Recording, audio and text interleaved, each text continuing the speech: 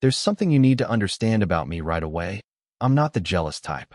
I don't throw fits over harmless texts or interrogate people like a discount detective. I believe in logic, in the benefit of the doubt, and in trusting your partner, right up until they give you a reason not to. So when Olivia, my wife of 9 years, sent me a message at 4:13 p.m. that Friday, I didn't raise an eyebrow. Dinner tomorrow night at that new place on Maple. Just us. 7 p.m. Dressed nice, smiley face. Seemed thoughtful. Out of the blue, sure. But hey, we've both been busy lately. I figured maybe this was her way of reconnecting, reinvesting. What I didn't know was that I was being invited to my own emotional execution. See, Olivia had a habit. When she wanted to talk, she'd put on this diplomatic charm, voice calm, eyes wide, lips tight at the corners like she was sucking on the truth to keep it from leaking. And whenever she started a sentence with Logan, you know I love you, right? Let's just say the next part was never good. But this invite felt different. No hints of tension, no ominous undertones. Just a flirty smiley face and a reservation. So I played along. Sounds great. I texted back. With a thumbs-up emoji I immediately regretted sending. That night, I cleaned out my inbox, half-watched a rerun of The Office, and stared at the ceiling longer than I'd care to admit. My gut was whispering something, but I couldn't make out the words. The next day, everything moved too fast. You know how people say they just had a feeling? I didn't. I had dry toast, spilled coffee on my shirt, got stuck in traffic behind a landscaping truck, and ended up at the restaurant 10 minutes late. And that's where I saw them. But we're not there yet. Let's rewind just a bit more. To the real beginning. The part one didn't notice when it was actually happening. Olivia had changed. Not overnight, but gradually, like wallpaper peeling in a forgotten guest room. Her laugh had a new pitch to it. Her texts got shorter. Her hugs started feeling like polite hellos. And the biggest clue? Her phone never left her side. Not even when she was in the shower. But I told myself people evolve. I told myself marriages go through phases. I told myself all the things that make decent men stay blind until the curtain gets pulled back. And that curtain? The restaurant she picked was too fancy for us. That was the first clue. Olivia and I were more of a tacos on the couch kind of couple. This place. It had candles, folded napkins shaped like swans, and a sommelier who looked like he judged your soul based on your wine order. It wasn't our style, but maybe that was the point. I walked in, scanning the room for her, and there she was. Already seated. And not alone. There was a man sitting across from her, leaning just a bit too comfortably into her space. Tan skin, white teeth, one of those beards that looked like it required its own stylist. He had his jacket slung over the back of his chair like he owned the air conditioning rights to the building. And Olivia? She was laughing. Not chuckling. Not smiling politely. Laughing. At something he said. It felt like someone had hit play on a scene I hadn't rehearsed for. She spotted me, waved me over with a bright smile, too bright, and said, "Logan, this is Chase. From work. I've told you about him." Chase stood and extended his hand like we were all here for a LinkedIn mixer. "Hey man, good to finally meet you." I shook his hand. It was warm, firm, confident, like he knew something I didn't. And Olivia? She didn't look nervous. She looked composed. That was clue number 2. "Thought this could be a casual thing," she said, as if inviting a third wheel to date night was totally standard. Chase and I just finished up a work thing, so I thought, why not combine it? Right? I said, sitting down slowly. Why not combine it? Clue number 3? The wine was already ordered. She poured me a glass like she was the host of a twisted dinner party I never RSVP'd to. And Chase? He leaned back, grinning, arms wide across the booth like a man who wasn't just comfortable. He was settled. We made small talk. I say we, but mostly it was Olivia and Chase. Inside jokes. Shared projects. The kind of back-and-forth banter that builds intimacy when you're too naive to see it forming. And me? I smiled. I nodded. I listened. But inside, something was moving. Not anger. Not quite yet. Just friction. The quiet kind. The kind that comes before the thunder. "Logan," Chase said at one point, tilting his head like a therapist. "I gotta say, man, Olivia's always telling us how grounded you are. Real stable energy." "Stable," I repeated. "Is that what she calls it?" He chuckled, like I'd just confirmed some private joke. Olivia touched his arm lightly. Too lightly. Like it was automatic. Like I wasn't sitting right there. And that was the moment I stopped listening. Because it was clear. This wasn't dinner. This wasn't a surprise. This was an audition. They weren't just introducing me to Chase. They were seeing if I'd quietly exit stage left. And guess what? I don't do quiet exits. Chase Donovan leaned in across the table, elbows resting like he was settling in for a long night of storytelling. Except the story wasn't his. It was mine. And he was trying to rewrite the ending. He looked me in the eye, not nervous, not hesitant, just measured, like he'd practiced. "I'll make this simple," he said, with that Wall Street smoothie voice. "You've got two options, Logan." I didn't blink. "Do tell." He smiled. God help me. He smiled like we were bartering over a used car. "Leave quietly," he said, or face me like a man. I turned to Olivia. She didn't flinch, didn't panic. She just sipped her wine and gave me that same diplomatic smile she'd used when telling me we were over budget on the kitchen remodel. So that was it. That was the moment. No cheating confession. No tears.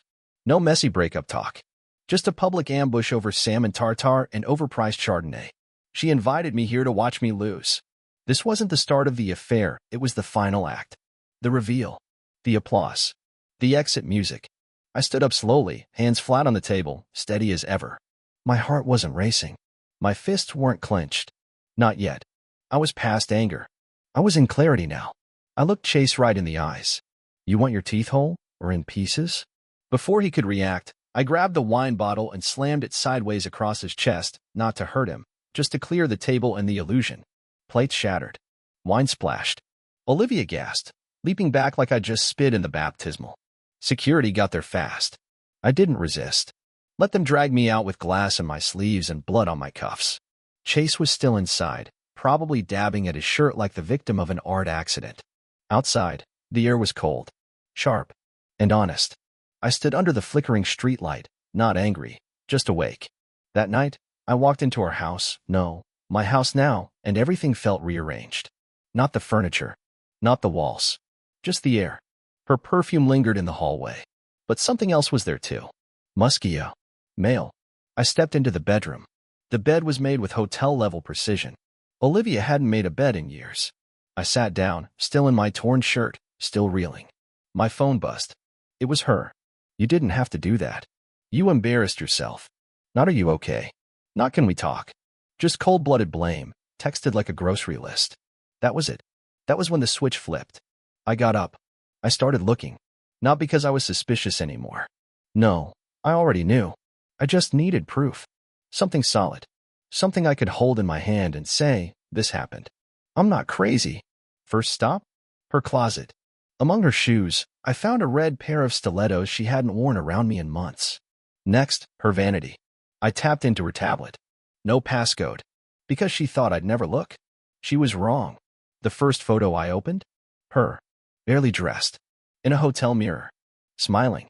Timestamped last weekend, when she was supposedly in San Diego visiting her cousin. She lied. Again. Boldly. Like it was a reflex. And that was just the beginning. See, I'm not a violent man, but I am methodical. So when the betrayal finally landed, I didn't cry. I didn't scream. I started planning. Because some people take revenge in rage. I take mine in silence. They say when your heart breaks, it echoes through every part of your body. That's poetic nonsense. My heart didn't break, it reconfigured. Like a machine resetting its parameters. Cold. Quiet. Focused. I sat in our correction, my bedroom with Olivia's tablet still glowing in my lap.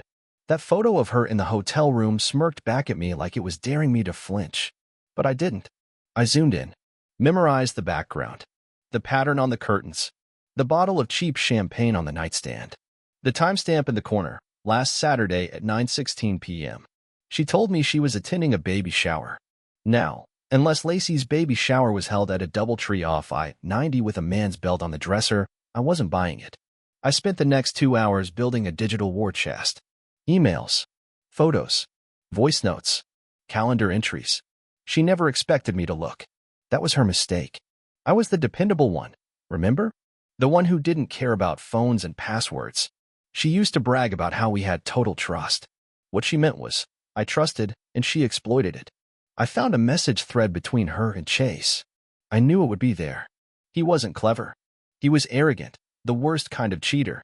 The kind who thinks betrayal is a flex. Can't wait to see you again. Last weekend was electric. He doesn't suspect a thing. He signed it with a lightning bolt emoji. A lightning bolt. You ever see a grown man use emojis while wrecking a marriage? I did. And I laughed. Not because it was funny. Because I needed to release the pressure building behind my teeth. Otherwise, I'd start grinding them into chalk. I copied everything onto a USB drive. 2 copies, actually. One went into my fireproof safe. The other? I slipped into an envelope and wrote, for Olivia, just in case, in the most elegant cursive I could manage. She always loved my handwriting. Then I started thinking broader. This wasn't about heartbreak anymore. This was about narrative, control, legacy. She wanted to turn me into a cliché, the bitter husband, overworked, emotionally distant. She'd already laid the groundwork with her friends. I remembered one dinner party a few months ago. Olivia told a story about how I forgot her birthday once. Never mind, it was during a work crisis, and I made it up to her with a weekend getaway. Everyone laughed. I smiled along with them. That night, she called me sweet but forgetful and kissed my cheek. Now I knew that night she was probably texting Chase under the table. This wasn't just infidelity. It was a smear campaign. So I made a list. Inventory of assets. Joint savings account, $58,200. We both had access, but I handled the bills. Her car, titled in my name. She never noticed. The house, technically co-owned, but the down payment came from my inheritance. That mattered in our state. Our dog, Scout, absolutely staying with me. Non-negotiable. Her gym membership, billed to my credit card. Cute. And then, there were the intangibles. Reputation. Community. Friends. She'd painted herself as the lively, charming partner, the one who had to drag her sleepy husband out to events. She even joked once that Logan's allergic to fun. People laughed. I did too, because I thought it was just a joke. Turns out, I was the punchline. So, I got to work. Carefully. Quietly. First, I emailed myself all the evidence. Created a new cloud backup, private and encrypted. Then I set up a consultation with a lawyer. Not for a dramatic courtroom showdown. No, that wasn't my style. I wanted a blueprint. A tactical map. One that made Olivia's next few months a logistical nightmare. The lawyer, a woman named Marin who wore round glasses and spoke like a surgeon, reviewed my folder without blinking. Do you want to go scorched earth? She asked, deadpan. I didn't hesitate. Not yet, I said. I want to let her feel the heat first. She nodded, like she'd been waiting for someone like me. When I got home that night, Olivia was in the kitchen, humming like nothing had happened. She wore her gilt apron, the one she dusted off when she was pretending everything was fine, stirring pasta sauce like it was a Hallmark movie. Hey, she said. Dinner in 10. I looked at her. Really looked. She wasn't sorry. She wasn't conflicted. She was simply calculating. I smiled. Smells great. We sat down. Ate in silence, except for the clink of forks. You seem calm, she said finally, squinting at me. I am, I replied, sipping my wine. Just thinking. About. I met her gaze.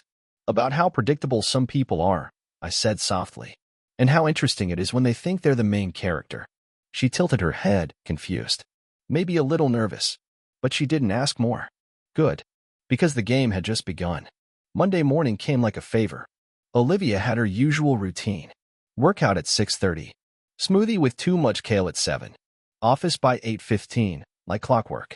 She moved through the house like a guest, careful not to bump into my silence. I gave her space. Let her believe I was drifting. That's how you study a snake, not by fighting it, but by watching it coil. At 8:17, she kissed me on the cheek like she'd earned it. Don't forget about Thursday, she said, grabbing her keys. Thursday. She paused. A beat too long. Dinner with the Donnellys. We confirmed it last week. Right. Of course. I smiled. Wouldn't miss it. She walked out, relieved. Thursday didn't exist. The Donnellys had moved to Oregon 2 months ago. It was a test. She was checking if I was still paying attention. She thought I wasn't. And that's what made it perfect. After she left, I made my first move. It started with subtlety. I called the mortgage company. The house was co-owned. Yes, but the equity was a different story. I'd been the one paying down the principal. My inheritance, my bonuses, my long weekends doing freelance IT work just to shave another year off the loan. My name was the only one on the original pre-approval. That mattered. I had options. My lawyer advised me to set up a living trust. Quietly. Preemptively. It wouldn't keep Olivia from getting her half if things went nuclear, but it would delay her. And delays, in battles like this, are just as lethal as force. That same day, I transferred 60% of our joint savings into a private account, something she'd never see unless she subpoenaed it. I left just enough in the shared account to keep things looking normal. Not suspicious. Just careful. At night, I played the part. How was work? I'd ask, making dinner while she scrolled Instagram. Exhausting, she'd sigh, not even glancing up. Chase is riding everyone like crazy this week. Oh, I said, watching her eyes. I thought he was out of town. She froze. Just for a second. Then, no, he was. But he got back Sunday. Right, I nodded. Sunday. She blinked. Smiled thinly. You okay, babe? You seem off. I grinned. Nope. Just tired. She leaned over, gave me a lazy kiss. The kind you give a dog who's been fed. I kissed her back, the way you kiss a storm goodbye. Over the next few days, I collected data. I created a second email. A burner. Used it to reach out to a private investigator named Bryce, a quiet guy who once helped a buddy of mine catch his ex siphoning business funds through fake invoices. Bryce wasn't flashy. He didn't advertise. He sent me a checklist. Last 4 digits of her social. Make and model of her car. Phone number. Regular schedule.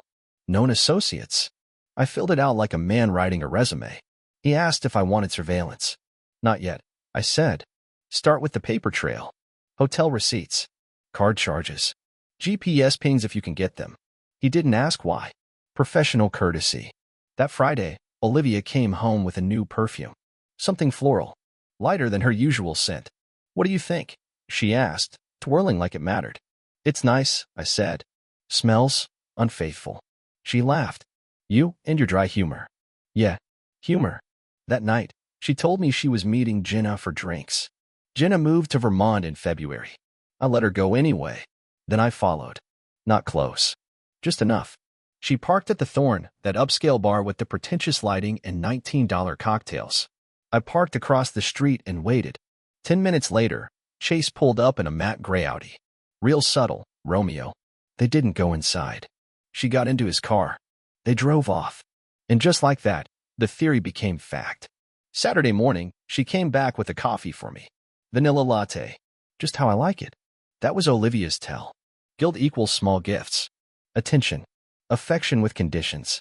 Morning, she chirped. Sorry I got in late. Jenna's going through stuff. I nodded, sipping the latte. She's still in Vermont? She blinked. What? Never mind, I smiled. We didn't speak for an hour. Sunday, Bryce emailed me. 3 hotel visits in the past 6 weeks. Paid with a prepaid visa under a fake name. Sarah Palmer, apparently. Booked by Chase. All of them during her girls' nights. I scrolled through the photos. There she was. Entering the room with him. There she was. Leaving alone. There he was. Walking out 20 minutes later. Efficient. Calculated. Boring, if I'm honest.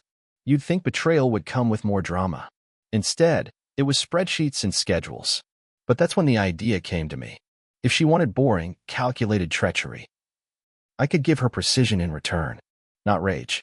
Not revenge in the movie's sense. But something she wouldn't even recognize until the doors were already locked. Not violence.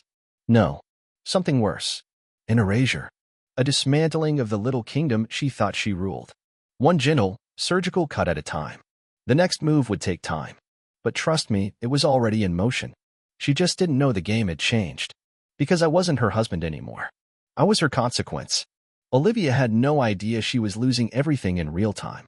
While she posted curated smiles on Instagram and texted Jenna from Chase's passenger seat, I was rewiring the infrastructure of her life like a hacker inside her firewall.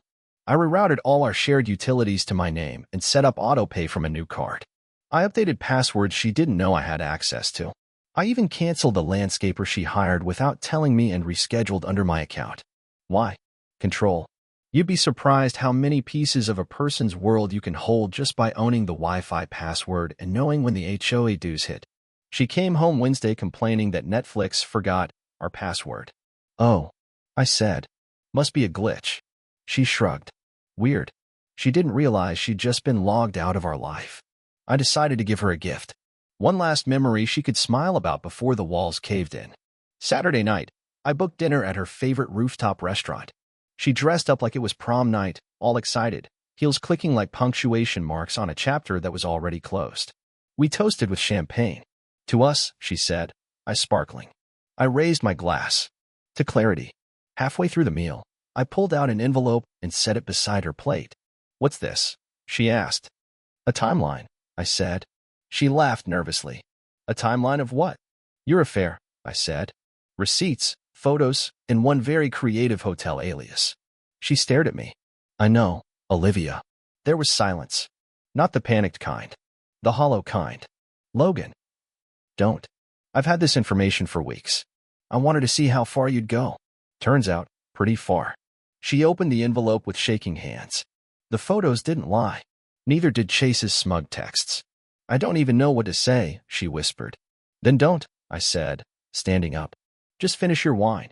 You won't be living in the house after tomorrow. That night, while she cried in the bathroom and pretended to just need time, I was loading her wardrobe into vacuum bags. I boxed up her shoes, her books, her designer handbags, all neatly labeled and waiting by the door. She tried to bargain. Said we could fix it. I've been fixing it for 2 years, I said. You've been breaking it the whole time. I made a mistake. No, I said calmly. You made a plan. I'm just better at it. I called a moving company and gave them her parents' address. You're not serious, she said. Oh, I'm serious, I replied. And efficient. She threatened lawyers. Claimed half the house. I showed her the equity documents and the trust. I get my half, she said through clenched teeth. Sure, I nodded. Just as soon as the house sells. I'll fight this. I know, I said. That's the only thing you were ever really good at. Chase thought he'd won something. Until the HR department at his company got an anonymous envelope. Turns out, when you sleep with a married subordinate and use the corporate card for hotel rooms, that's called cause for termination. Oops. Olivia called me the day he was fired. You did this. I warned you, I said. She always turns. And when she does, I'll be laughing. She sobbed. Chase dumped her 3 days later.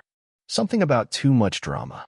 She showed up at my door at 10 p.m., drenched in guilt and cheap perfume. I miss us. I miss peace, I said. Which I finally have. I closed the door. Not hard. Just firm. Final. 6 months passed. The house was mine. The dog was mine.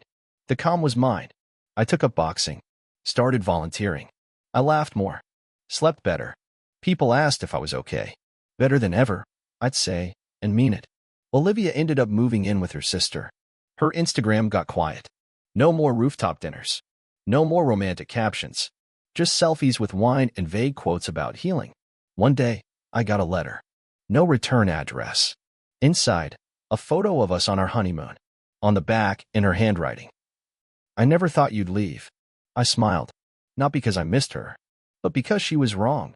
She thought I'd never walk away. She thought I'd be the quiet one. She forgot that the quiet ones don't yell. They plan. They strike. And when they're done, there's nothing left to fix. Just silence. And peace.